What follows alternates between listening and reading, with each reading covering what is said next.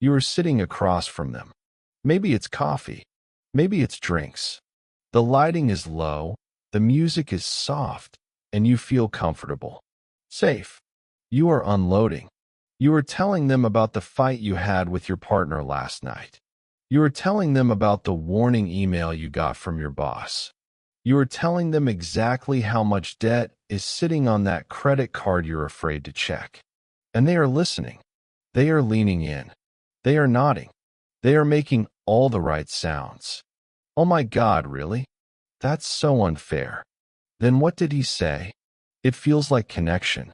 It feels like bonding. You walk away from that table thinking you just had a deep, meaningful conversation with a close friend. But pause. Replay the tape. Rewind that conversation and look at it through a different lens. Look at the balance sheet of information. You just poured out 3 months of your personal trauma, your financial instability, and your deepest insecurities. You put everything on the table. Now, look at their side of the table. What did they put down? Nothing. Absolutely nothing. You know everything about your problems, and you know nothing about theirs. You know your weakness, and you know nothing of their struggle. That wasn't a conversation. That was an interrogation. That wasn't a friend. That was a handler running an asset. You have a spy in your circle, and you don't even know it because you mistake their curiosity for care. This is the first type of dangerous friend you need to cut off, the data miner. The data miner operates on a simple principle of asymmetric warfare. Information is power. The more they know about you, the more power they have. The less you know about them, the more protected they remain. They are collecting files on you. They are building a dossier. Notice what they ask. A real friend asks, "How are you holding up?" A spy asks, "So, what did he actually say to you when he yelled?" Do you see the difference? One is asking about your emotional state. The other is asking for the transcript. One wants to support you. The other wants the raw data. They want the specific details of your humiliation. They want the exact dollar amount of your failure. Try this experiment the next time you see them. It will terrify you. You are in the middle of a story. You are vulnerable. Stop. Abruptly stop talking about yourself. Pivot. Turn the spotlight directly onto them. Ask them a specific, hard question about their life. Ask them about their relationship. Ask them about that job application they mentioned 3 months ago and never brought up again. Watch what happens. Physically watch their reaction. They will twitch. They will shift in their seat. The warmth will vanish from their eyes, replaced by a cold, guarded flicker. They will deflect. They will give you a generic, non-answer. "Oh, it's fine, you know how it is."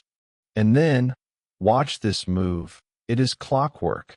Within 10 seconds, they will pivot the conversation back to you. "It's fine. But wait, I want to hear more about what your boss said." That sounds crazy. They just put the mirror back on you. They refused to give you data, and they immediately demanded more of yours. Why? Because in the economy of dark psychology, if you are talking, you are losing leverage. If they are listening, they are gaining it. You think you are venting. You think you are unburdening your soul to a confidant. You aren't. You are handing ammunition to someone who hasn't decided yet if they want to shoot you. Why do they do this? Why does the spy need to know the details of your misery? Because they are building a map of your cracks. They need to know exactly where you are weak. Maybe they use it to gossip, trading your secrets like currency to buy favor with others. Maybe they use it for reassurance, confirming that your life is messier than theirs so they can sleep at night. Or maybe they are just saving it for that one moment, 6 months from now, when you try to stand up for yourself. And when you do, they will casually mention that thing you told them in confidence. They will touch that bruise, just a light press, just to remind you that they know. They know you're broke. They know you're cheating. They know you're a fraud. Real friendship is a mutual exchange of vulnerability. It is two people dropping their shields at the same time. If you are the only one naked, and they are standing there in full armor, that is not a friendship. That is a surveillance operation. The data miner makes you feel special because they are so interested in you. Narcissists love data miners because narcissists love to talk about themselves. But you have to wake up. That interest isn't admiration. It is forensic analysis. They are studying you. They are watching how you react to stress. They are memorizing your triggers. And the moment you stop providing them with interesting data, the moment your life becomes stable, boring, and happy, watch how fast they get bored. Watch how fast the text messages stop coming. Because a spy doesn't have use for a target that has nothing to hide.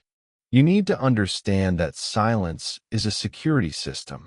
When you are with a true friend, silence is comfortable. You can sit in a car for an hour and say nothing, and the bond remains. With a spy, silence is panic. You feel the need to fill it. You feel the need to entertain them with your own misfortune. Stop feeding the beast. Stop handing over the blueprints of your life to someone who has never invited you into their home.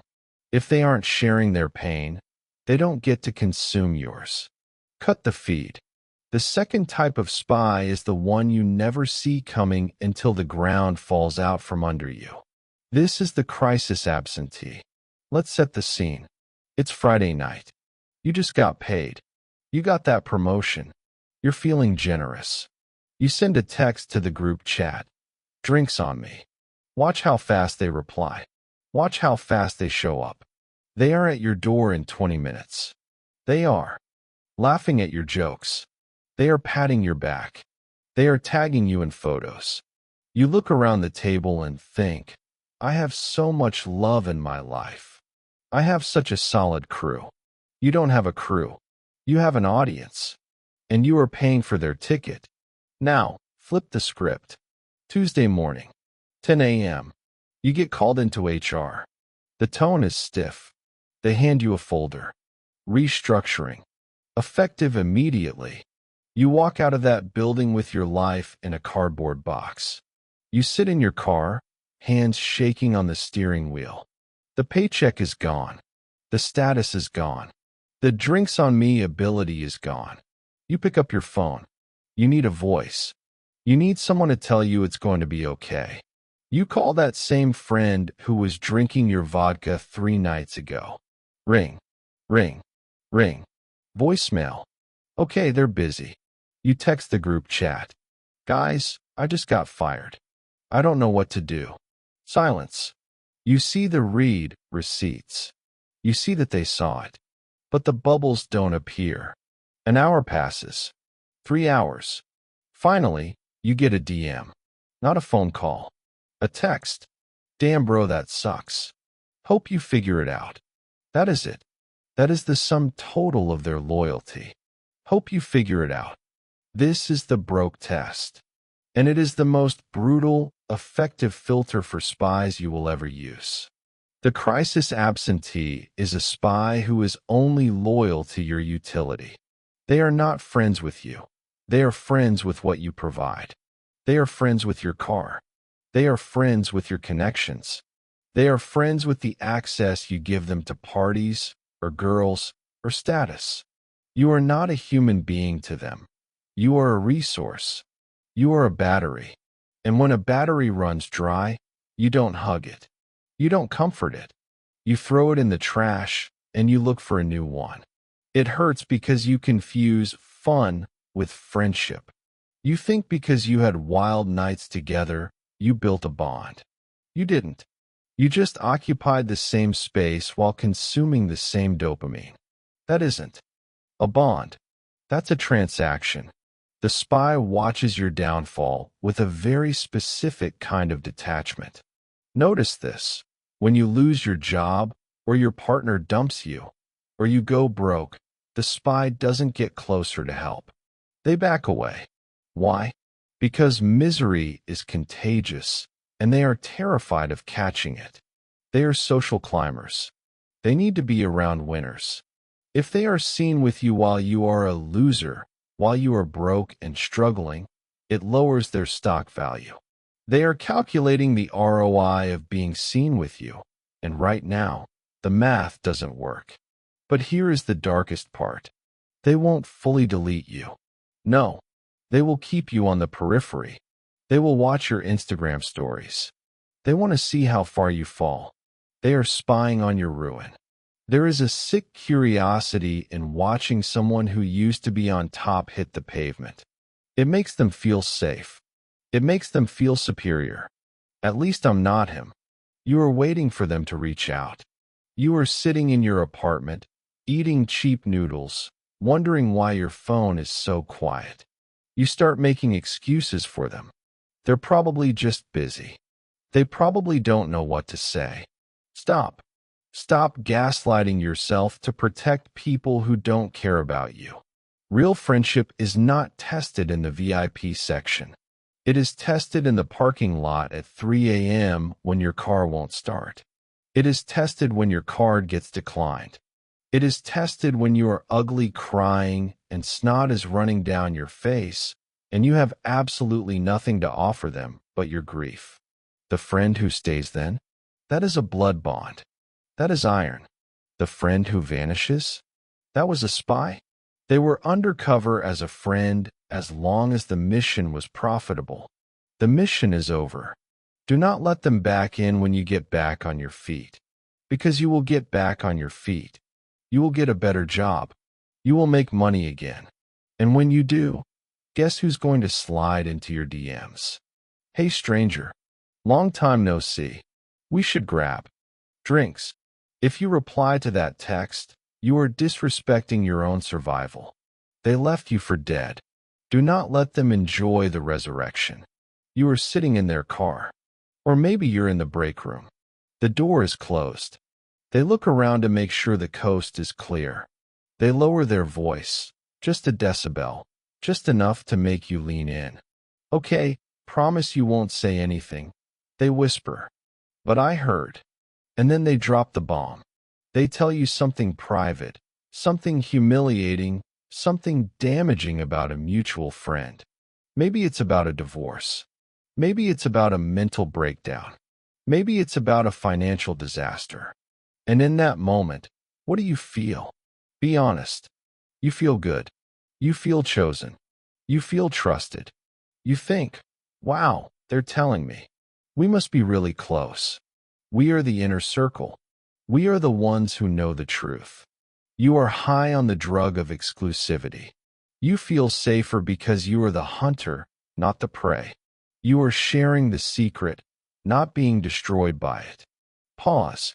Smash that feeling into pieces right now. Because here is the iron law of social dynamics. If they will do it with you, they will do it to you. This is the double agent, the gossip trader. And they are the most dangerous spy in your life because they trick you into thinking their betrayal of others is a sign of loyalty to you. It is not. It is an audition. They are showing you exactly how they operate. You are watching a live demonstration of their lack of integrity, and instead of being horrified, you are being entertained. Think about the mechanics of what just happened. They took someone's vulnerability, someone's pain, and they packaged it into a story to buy your attention. They used a friend's secret as currency. Do you really think your secrets are exempt from this economy? Do you really think you are the one special person in their life they won't sell out? You are not the vault. You are just the next stop on the tour. The moment you leave that car, the moment you walk out of that room, the double agent is going to meet someone else. And they are going to lower their voice. And they are going to say, okay, promise you won't say anything, but... And they are going to tell that person about your debt, about your insecurity, about that thing you told them 5 minutes ago. Why? Because the spy has no loyalty to people. They only have loyalty to the flow of information.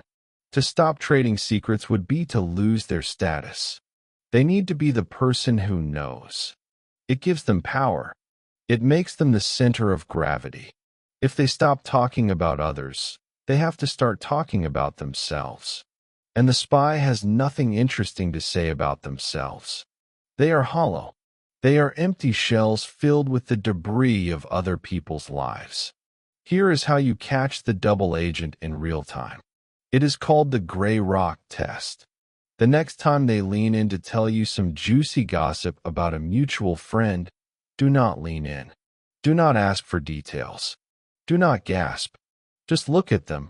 Keep your face completely flat and say, "Man, that sounds really hard for them. I hope they're okay." And then stop. Watch the spy's face.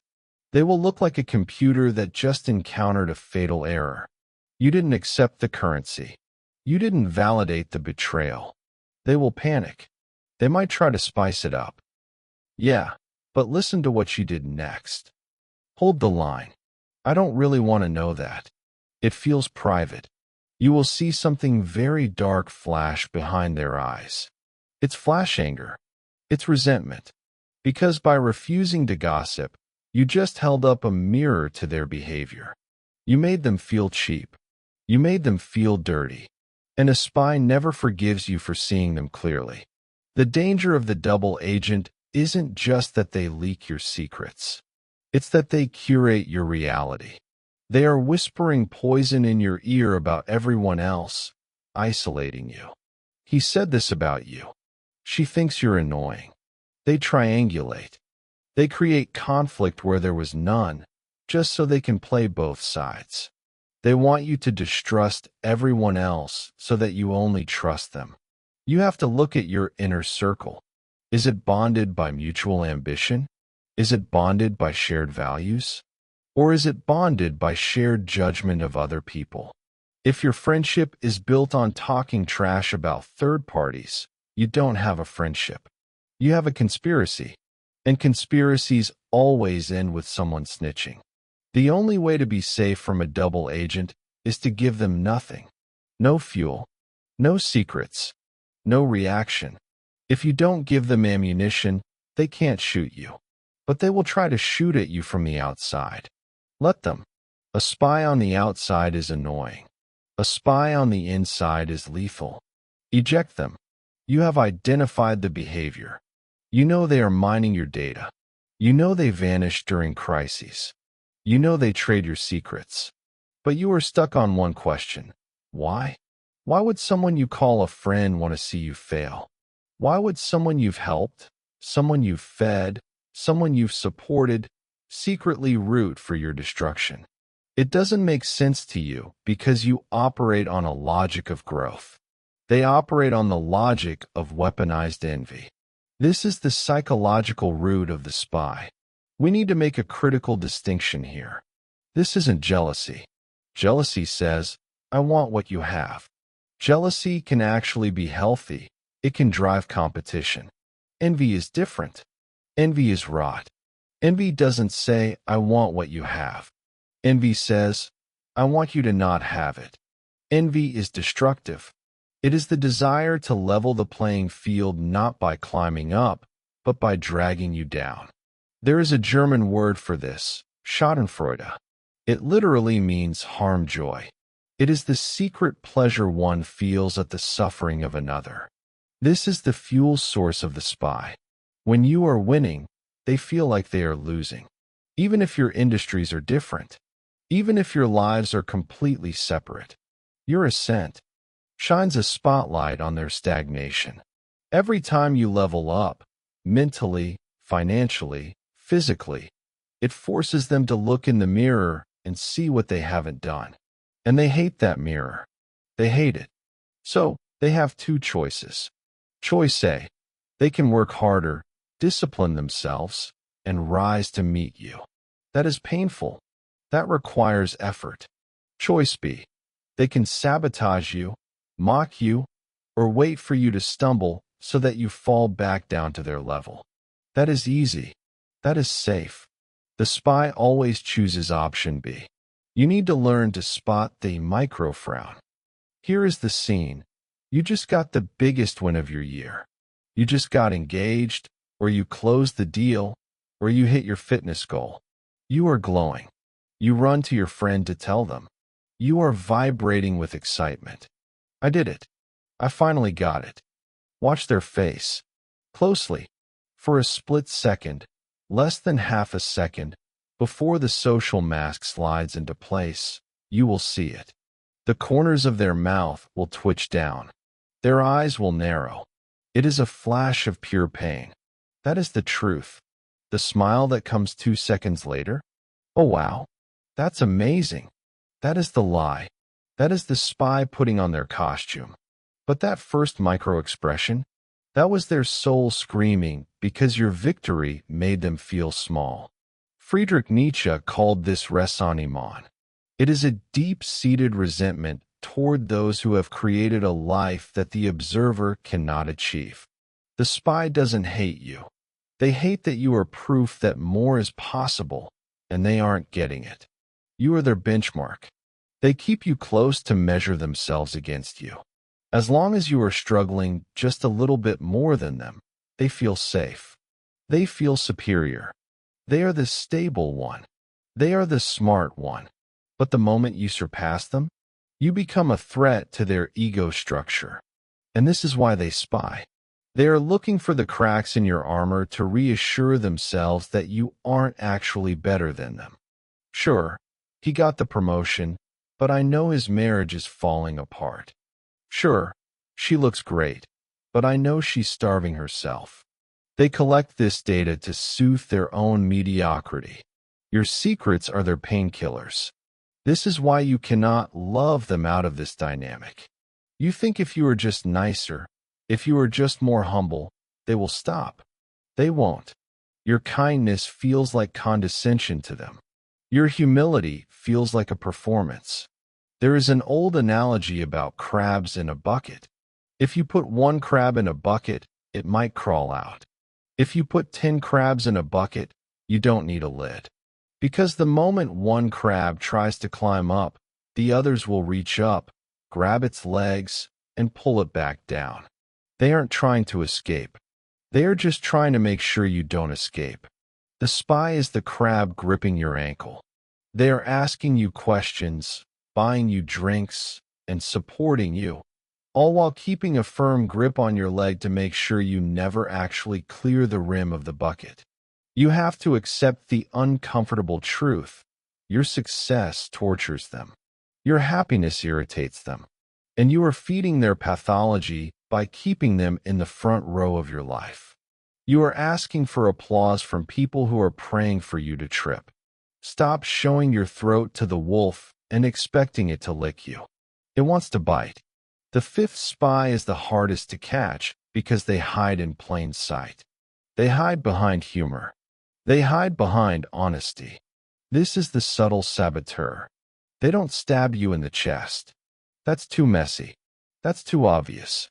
No, they poison your water supply, drop by drop, until you are too sick to move. Their weapon of choice is the just joking insult. The scene: you are with a group of people. Maybe you're introducing your new girlfriend. Maybe you're pitching an idea. You are feeling confident. And the saboteur pipes up. Yeah, he's great at ideas. Just don't ask him to finish anything. Huh. Everyone laughs. You laugh. Awkwardly. Pause. What just happened? They just publicly labeled you as incompetent. They just painted you as unreliable. But they wrapped it in a laugh track. If you get upset, you are the problem. Whoa, chill out. I was just joking. You're so sensitive. This is gaslighting 101. They fire a shot, and when you bleed, they blame you for not wearing a vest. The saboteur is an expert at the backhanded compliment. You look so healthy. You've really filled out. Translation: you got fat. I love how you'll just wear anything. It's so brave. Translation: you have no style. That's a great job for you. Translation: it's a mediocre job, which fits your mediocre potential. Do you feel the sting? It's not a punch. It's a paper cut. 1 paper cut is annoying. 1,000 paper cuts will bleed you dry. The goal of the saboteur is to plant seeds of doubt in your mind right before you take a risk. Let's say you want to start a business. You are excited. You tell them your plan. A real friend says, "That's scary but awesome. How can I help?" The saboteur says, "Wow, bold move in this economy. Are you sure you're ready for that kind of debt? My cousin did that and lost his house. Just looking out for you. Just looking out for you." That is the saboteur's catchphrase. They disguise their discouragement as protection. They masquerade their envy as concern. They are not protecting you from failure. They are protecting themselves from your success. If you try and fail, they get to say, "I told you so." If you don't try at all, they get to keep you on their level. They are terrified that if you fly, you will see how small they are from up there. So they clip your wings and call it being realistic. This dynamic destroys your self-esteem over time. It is slow-acting poison. You start to internalize their voice. You start to think, maybe I am reckless. Maybe I am lucky to just have what I have. You stop trusting your own gut. You start looking to them for approval. They will never give you. Here is the litmus test for the saboteur. It is called the silence of the win. Pay attention to what they don't say. When you post a photo of your success, who likes it? Who comments? When you announce good news in the group chat, who replies? The saboteur will often go completely silent during your wins.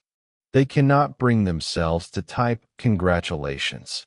It physically hurts them, or they will minimize it.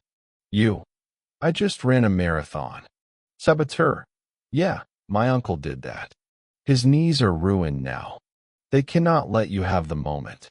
They have to smudge the lens. They have to put a stain on the shirt. You need to understand that this person is an anchor. You are trying to sail, and they are dragging along the bottom of the ocean, catching on every rock, slowing you down. And the worst part? You are dragging them. You are keeping them attached to your boat because you have history. But we've been friends since high school. So what? If you have a sandwich from high school in your fridge, it is moldy. You throw it out. You don't eat it because of history. People grow at different rates. Sometimes you grow out of people. The saboteur is someone who refuses to grow and resents you for doing it. They want the old you, the insecure you, the broke you, because that version of you was manageable. The new you, the powerful you, that version makes them uncomfortable. You have to stop telling your dreams to people who want nightmares for you. You have to stop sharing your vision with people who are blind. When you identify a saboteur, you don't need a dramatic confrontation. You don't need to explain to them what they are doing. They know. They know exactly what they are doing. You just stop giving them material. You stop telling them your plans. You stop looking for their validation. You move in silence. And when you finally succeed, and they say, "I didn't know you were doing that," you just smile. "Yeah, I was busy." This spy uses nostalgia as a weapon. They are the history keeper. This is the friend who knew you back when you were messy, back when you were a screw-up, back when you were heartbroken, addicted, or lost. And they will never, ever let you forget it. The scene: you are at a dinner party. You have reinvented yourself. You are professional. You are sober. You are dignified. You are meeting new people, and you are making a good impression. And then the history keeper chimes in. "Oh, looking all fancy now. Remember when you puked in the Uber in 2018? God, you were such a mess." The room goes quiet. You force a laugh. "Yeah, a long time ago." But they don't stop. "And remember that guy you dated? The one who stole your laptop? You always had such bad taste." They are not reminiscing. They are branding you. They are taking a hot iron and stamping your past onto your forehead so that everyone in the room knows. This person is a fraud. I know the real them. The history keeper refuses to let you evolve. To them, You are frozen in time. You are a static character in the movie of their life, and you are not allowed to change your script. Why? Because your growth threatens their timeline. If you can change, if you can ascend from the mess you used to be, then they have no excuse for staying exactly where they are. If you were both losers back in the day, and now you are a winner, what does that make them? It makes them a loser who got left behind. So, they have to drag you back. They have to remind you, and everyone else, that you are not special. Don't get too big for your britches. I remember when you used to borrow money from me for Taco Bell. They weaponize your origin story to delegitimize your current success. This dynamic is incredibly dangerous because it traps you in a psychological cage. You start to feel like an imposter in your own life. You think, maybe they're right. Maybe I am just that screw-up from 5 years ago playing dress-up.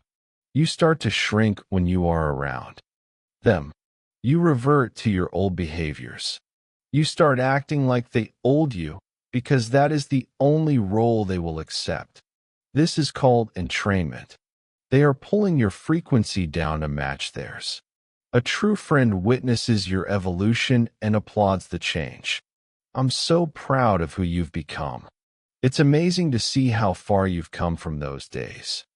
The history keeper says, "You've changed," and they say it like it's an insult. "You're too good for us now. You forgot where you came from." Translate that. "You forgot where you came from" actually means you aren't staying where I want you to stay. They want you to stay in the mud so they have company. You must understand that you are not obligated to be the person you were 5 years ago. You are not obligated to be the person you were 5 minutes ago. You are a biological system constantly in flux. Your cells regenerate. Your neural pathways rewire. To stay the same is to die. Growth is life. The history keeper is trying to kill your future to preserve their comfort. You often see this with childhood friends or family members. It is the hardest bond to break because the history is so deep. But we've been through so much together. Yes, you have. And that is beautiful. But are you going somewhere together? Or are you just staring at the rearview mirror together? If every conversation revolves around, remember when, your friendship is dead. It is a museum exhibit. It is not a living thing. Real friendship has a past, yes, but it is obsessed with the present and excited for the future. The history keeper uses the past as a leash. They tug on it every time you try to run forward. You have to cut the leash. You have to look them in the eye when they bring up your old failures and say, "Yeah, I remember that. I was a different person then. I like who I am now a lot better." Own the change. Do not apologize for it. If they cannot relate to the new you, then they don't get access to the new you. They can stay back there in 2018 with the ghosts. You have places to be. The tragedy is that the history keeper could have come with you. They could have grown too. But they chose to anchor themselves to a version of reality that no longer exists. Don't let them anchor you too. This spy doesn't steal your secrets. They steal something far more valuable. They steal your life force. This is the energy vampire. You know exactly who this is. Your phone buzzes. You look at the screen. You see their name. What happens to your body? Your shoulders drop. Your stomach tightens. You let out a heavy sigh. You stare at the phone, debating whether to answer, doing the mental math of how much energy you have left in the tank. Do I have the bandwidth for this? If you have to ask that question before answering a friend, that is not a friend. That is a job, and it is an unpaid internship from hell. The energy vampire treats you as a trash can for their emotional waste. They don't call to connect. They call to dump. The scene, you meet them for coffee. You have 60 minutes.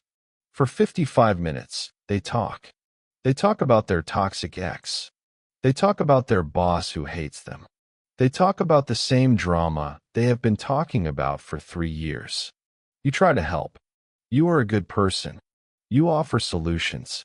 Have you tried blocking him? Have you applied for other jobs? And what do they say? The vampire's mantra. Yeah, but. Yeah, but you don't understand. Yeah, but it's complicated. Yeah, but I can't right now. They shoot down every solution you offer. Why? Because they don't want a solution. If they solved the problem, they would lose the drama. And if they lost the drama, they would lose the excuse to feed on your attention. They are addicted to the crisis. And you are their dealer. You leave that coffee shop feeling like you just ran a marathon in quicksand. You are physically exhausted. You have a headache. You go home and you snap at your partner. You don't have the energy to work on your side hustle. You don't have the energy to go to the gym. You are a gray husk. Meanwhile, look at the vampire. They walk away from that coffee date looking refreshed. They are glowing. They feel lighter. Why?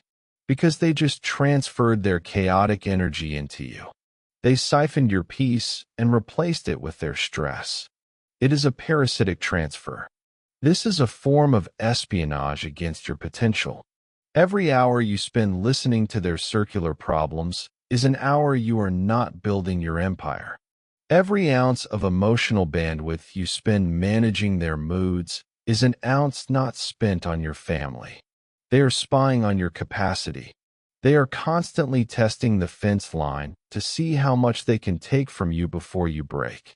And notice this, the moment you have a problem, the moment you need to vent, they glaze over. They check their phone. Wow, that's crazy. Anyway, back to what I was saying about my landlord. They have zero capacity for your pain because they are entirely consumed by their own. You think you are being a good friend by listening. You are not. You are being an enabler. You are validating their victimhood by sitting there and nodding. You are teaching them that their helplessness is a currency that buys your time.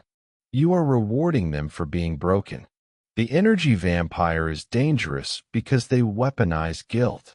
If you don't pick up the phone, if you set a boundary, they attack. You're never there for me. I thought you cared. They hold you hostage with their suffering. But you have to look at the math. A friendship is an energy exchange. Ideally, it is 50-50ths. Sometimes it's 80-20 when one person is down. But if it is 99-1 for a decade, that isn't a friendship. That is a host and a parasite. You have a finite amount of time on this earth. You have a finite amount of emotional regulation. It is your most precious resource. It is the fuel for your dreams. Why are you pouring it into a leaking bucket? You cannot. Save them. You have tried. You have given them the best advice, the best support, the best of your heart. And nothing has changed. They are still in the same loop. The only thing that has changed is you. You are tired.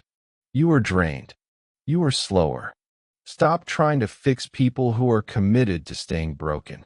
Stop setting yourself on fire to keep someone else warm, especially when they are the arsonist. The next time they call with the crisis of the week, you have a choice. You can answer and lose another hour of your life. Or you can protect your peace. I can't talk right now. I don't have the bandwidth to discuss this again. It will feel mean. It will feel cold. But remember, you are not cutting them off to punish them. You are cutting them off to save yourself. You need that energy. Your future needs that energy. Don't let them drink it. We have spent 7 acts dissecting the parasites. We have looked into the eyes of the spies, the saboteurs, and the vampires. It is exhausting. It makes you paranoid. It makes you feel like trust is a liability. But you cannot understand the shadow if you have never seen the light. You cannot identify the fake if you don't know the texture of the real. So what does a real friend look like? They are the silent guardian. They are the soldier. Here is the test. It is the exact opposite of the broke test we talked about earlier. You have lost everything. You are sitting on the curb. The spies have fled because there is no more status to steal. The vampires have left because you have no energy left to bleed. A car pulls up. The window rolls down. It's them. They don't ask, "What happened?" They don't ask, "Whose fault is this?" They don't say, "I told you so." They unlock the door. They say, "Get in." They take you to get food. They pay. They don't make a show of it.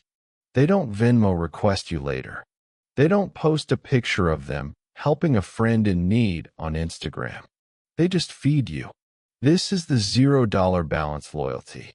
A real friend is loyal to you, the human being, not you, the job title, not you, the bank account, not you, the party host. If you were stripped naked and dropped in the middle of the desert with nothing but your character, they would still answer the phone. The spy wants the details of your tragedy. The soldier wants to know the logistics of your survival. Do you need a place to crash? Do you need cash? Do you need me to help you move? Notice the lack of curiosity. They don't need the gossip. They don't need the story to trade later. They are operating on a duty of care.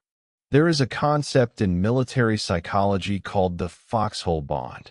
When bullets are flying, you don't care if the guy next to you is rich. You don't care if he's famous. You care about one thing. Will he hold the line? If the enemy comes, will he stay? Or will he run? The silent guardian stays. And here is how they behave when you aren't in the room. This is the closed-door defense. You are not there. A group of people starts talking trash about you. The double agent would join in. The spy would take notes. The guardian shuts it down. They don't have to make a scene. They just have to say one sentence. "Hey, he's not here to defend himself. Let's not do this." Or simply, "I don't agree with that." The temperature in the room drops. It is awkward. But the guardian doesn't care about social awkwardness. They care about the honor of your name. They are protecting your reputation even when it costs them social capital. That is the definition of integrity. And what about when you win? When you get that promotion, when you find love, when you succeed, the spy feels envy. The guardian feels compersion. Compersion is the opposite of jealousy. It is the feeling of joy because someone else is joyful. When you win, the guardian feels like they won. They are the first to toast you. And they mean it. You can see it in their eyes. There is no micro frown. There is no hidden resentment. Why? Because they are secure. They know that your light does not dim their candle. They know that life is not a zero-sum game. If you eat, we both eat. A real friend challenges you, too. They are the only ones allowed to call you out because they have earned the right. The spy criticizes you to tear you down. The guardian criticizes you to build you up. You're better than this. Stop feeling sorry for yourself and get up. That wasn't your best work. It stings, but it is the sting of antiseptic on a wound. It cleans. It heals. It is truth delivered with love, not malice. You probably have 20 friends, maybe 50, maybe 100 on social media. But ask yourself, how many soldiers do you have? How many people can you call at 4 a.m. with a dead body in the trunk, metaphorically speaking? Usually. And know that they will show up with a shovel and keep their mouth shut. If you have one, you are rich. If you have two, you are invincible. If you have none, you are in danger. You need to audit your circle. You need to look around the table. Who is just there for the champagne? And who would be there for the hangover? Identify the guardian. Cherish them. Protect them. Because they're the only thing standing between you and the abyss when the lights go out. And most importantly, be that person for them. Loyalty is not a subscription service. You don't get it if you don't pay it. We have spent this entire time pointing fingers. We have analyzed them. We have diagnosed the data miner, the saboteur, the vampire. We have called them toxic. We have called them dangerous. But now, we have to do the hardest thing of all. We have to turn the camera around. We have to point the lens at you. Because here is the brutal truth nobody wants to admit. Spies don't break in. You let them in. You gave them the key. You told them the code. You poured the coffee. You sat there and answered their questions. Why? Why do you keep these people around? Why do you tell them your secrets when you know in your gut they aren't safe? It is time to look at your own shadow. You are complicit in your own surveillance. And usually, it comes down to 3 fatal flaws in your own psychology. 1. The addiction to validation. You are so hungry to be seen that you don't care how you are looked at. You mistake attention for affection. When the spy asks you those invasive questions, you feel important. Wow, they really care about my life. You get a dopamine hit from being the center of the conversation. You are so desperate to feel interesting that you are willing to sell your privacy to buy a moment of relevance. You are trading your dignity for an audience. 2. The fear of silence. This is the big one. You are terrified of the quiet. You are sitting with them. The conversation dies. The silence stretches out. It feels heavy. It feels awkward. You panic. You feel the need to perform. You feel the need to entertain. So what do? You throw a grenade. You say, actually, you won't believe what happened to me yesterday. And you launch into a story you shouldn't tell. You leak your own data just to fill the void. You are paying a tax on silence because you aren't comfortable enough in your own skin to just be. The spy knows this. They know if they just wait, if they just stay quiet long enough, you will crack. You will start talking just to relieve the tension, and you will tell them everything. 3.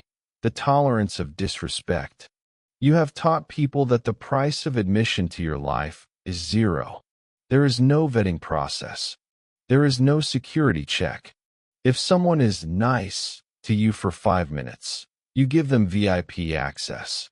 You have an open-door policy in a high-crime neighborhood. You tolerate the backhanded compliments. You tolerate the flakiness. You tolerate the gossip. Why? Because deep down, you don't think you deserve better. You think, well, at least I have friends. It's better than being alone. Is it? Is it better to drink poison than to be thirsty? You are operating from a mindset of scarcity. You think good people are rare, so you cling to the bad ones. You clutch onto the saboteur because you are afraid that if you let go, there will be no one left. This is the lie that keeps you trapped. By keeping these people in your life, you are blocking the slot. You are occupying the space that a real friend, a guardian, could fill. But the guardian can't come in because the room is full of spies. You have to take responsibility for your role in this dynamic.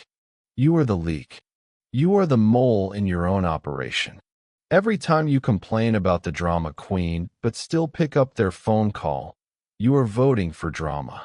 Every time you get hurt by the gossip but still tell them your secrets, you are voting for betrayal. You are teaching them how to treat you. You are rewarding their bad behavior with your time and attention. If you want the spying to stop, you don't just need to fire the spy. You need to upgrade your security system. You need to learn the power of no. You need to learn the power of I don't want to talk about that. You need to learn how to sit in a silence so thick you could cut it with a knife and not flinch. The spy only has power because you give it to them. You are the source. You are the battery. Stop charging them. It is painful to realize this. It hurts to admit that you played a part in your own suffering. But this realization is also your freedom. Because if you are the one who let them in, then you are the one who can kick them out. You have the power. You have always had the power. You just have to be brave enough to use it. Are you ready to lock the door? The diagnosis is done. You know the symptoms. You know the players. You know your own role in the mess. Now, you are standing at a crossroads. You have two options. Option A, the status quo. You keep them. You keep the data miner, the saboteur, the vampire. You keep answering their texts. You keep swallowing their insults disguised as jokes. You keep wondering why you feel drained, anxious, and stuck. You keep building a life on a foundation of sand, surrounded by people who are waiting for the tide to come in so they can watch you drown. That is the path of least resistance. It is comfortable. It is familiar, but it is a slow death. Option B, the purge. You cut the cord. You reclaim your energy. You accept the temporary pain of loneliness for the permanent gain of peace. This is not easy, but it is necessary. So how do you do it? How do you fire a spy without triggering a war? Remember, spies love drama. If you make a big speech, you are toxic and I'm leaving, you are giving them one last gift. You are giving them a story to tell. They will spin it. They will play the victim. They will paint you as the crazy one. Do not give them that satisfaction.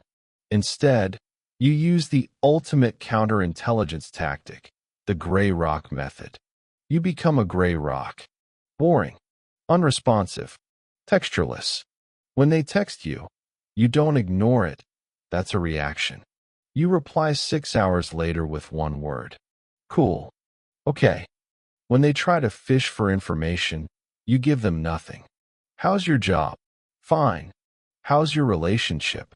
Good. You become the most uninteresting person in the world. You starve them of the two things they crave, information and emotion. If they can't get data from you, and they can't get a reaction out of you, they will move on. They will go look for a new host. You don't have to fight them. You just have to bore them to death. This is the slow fade. It is clean. It is quiet. It leaves no fingerprints. But for some, the aggressive ones, the dangerous ones, you need the hard cut. Block the number. Unfollow the account. Delete the contact. No explanation. No closure talk. Closure is a myth that keeps the door cracked open. You slam the door. You lock it. And you throw away the key. They will knock. They will send mutual friends to check on you, flying monkeys. Hey, Sarah's worried about you. She says you're ignoring her. Hold the line. I'm just focusing on myself right now. That is all you say? Now, here is the fear that is rising in your throat right now. But if I cut them all off, I'll be alone. Good. Be alone. There is a massive difference between being lonely and being in solitude. Loneliness is the pain of being alone. Solitude is the glory of being alone. In solitude, you can hear your own thoughts. You can heal your own mind. You can figure out who you actually are when you aren't performing for an audience of critics. You need to clear the table. You need to wipe it clean. Yes, your circle will be smaller. It might be tiny. It might be just you for a while. But a table for one with a feast of peace is better than a banquet hall filled with people trying to poison your food. Quality over quantity. Always. When you create that vacuum, when you create that empty space, you signal to the universe that you are ready for the real thing. You are ready for the soldiers. You are ready for the guardians. You are ready for people who want to see you win. But they cannot sit down until you clear the seats. You have the map.